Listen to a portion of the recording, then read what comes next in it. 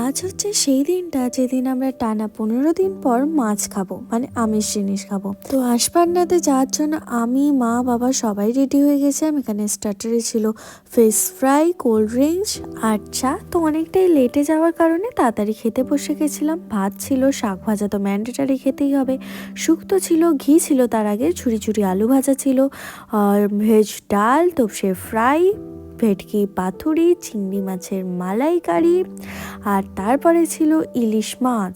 তো সবগুলো বেশ ভালো করে খেয়েছি। চাটনি, পাঁপড়, পায়েস, রসগোল্লা, সন্দেশ, আইসক্রিম সব কিছুই ছিল। তো দেখানো তোমাদের সবটাই চেষ্টা করেছি। আর অনেক দিন পর খুব মন ভরে আমি মাছগুলো খেতে পেরেছি। পানও ছিল বাইতে হয়। এখন রসগোল্লা আমার করলে এখন বসে আছে।